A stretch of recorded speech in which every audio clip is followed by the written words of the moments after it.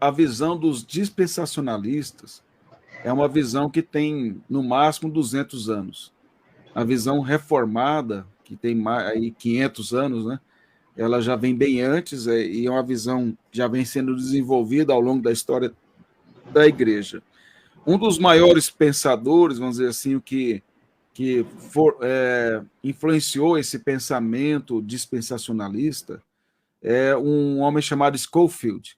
E ele não era um teólogo, mas ele fez lá uns comentários da Bíblia, a Bíblia de Scofield, ou seja, alguns já devem ter tido essa Bíblia, não é tão popular hoje no nosso tempo, mas ela foi grandemente usada para desenvolver esse pensamento chamado dispensacionalista. O dispensacionalista vem a palavra dispensações, eles acreditam em 7 dispensações. Então, basicamente, assim, não dá para entrar em muitos detalhes por causa do tempo, mas o sentido os irmãos vão entender bem o que é a visão dispensacionalista na prática, e alguns de vocês talvez sejam sem saber. Aquela ideia de que o Antigo Testamento é o período da lei e o Novo é o período da graça. É muito comum isso aí no meio evangélico. Então, o Antigo Testamento é coisa da lei, do povo de Israel, e nós estamos no período da graça. Essa é uma visão do dispensacionalismo, não é uma visão bíblica, não é uma visão da teologia reformada. É muito simples de desconstruir esse pensamento. Pense o seguinte, se nós estamos no período da graça e no Antigo Testamento era o período da lei, e as pessoas eram salvos por obediência à lei, então no Antigo Testamento os crentes eram salvos pelas obras, pela obediência à lei, então eles cumpriam a lei e eram salvos pelas obras. O apóstolo Paulo, em Filipenses, ele disse que ele, antes de converter, ser alcançado pela graça, ele guardava todos os aspectos externos da lei, ele foi circuncidado ao 8º dia, ele era da tribo de Benjamim, ele era fariseu, zeloso, perseguia a igreja, achando agradar a Deus. Então, assim, vamos dizer, Paulo seria a pessoa mais qualificada para poder ser salvo, segundo os princípios que eles acham que eram salvos os crentes do Antigo Testamento. Mas mas o Paulo está no Novo Testamento. Tudo bem, vamos então pensar no Antigo Testamento.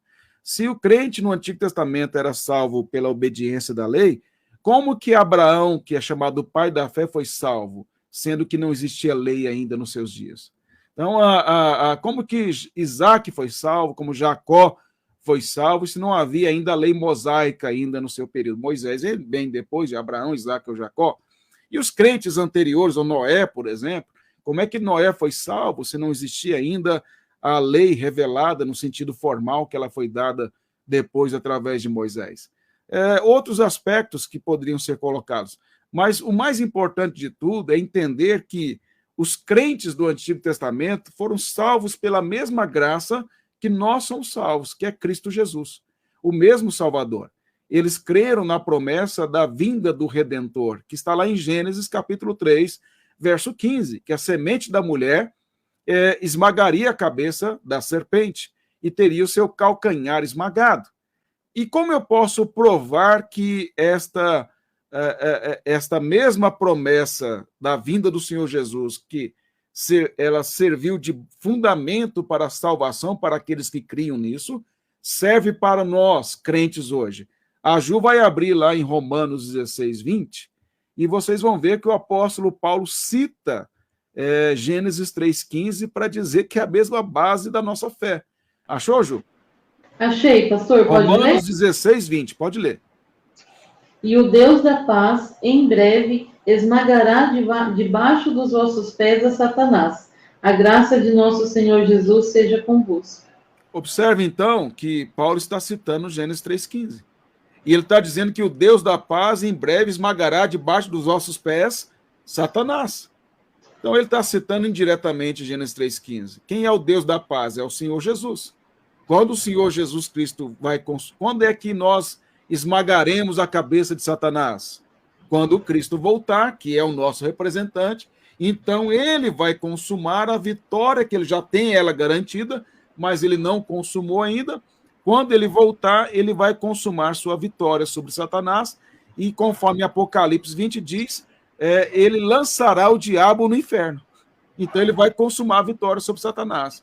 A vitória já está garantida, mas ainda não está consumada. É a mesma palavra, a mesma promessa de Gênesis 3,15.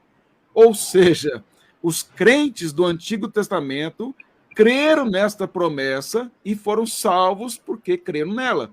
Porque a promessa é Cristo Jesus. Quem é o caminho, a verdade e a vida? É o Senhor Jesus. Nunca houve outro caminho, nunca houve outro meio.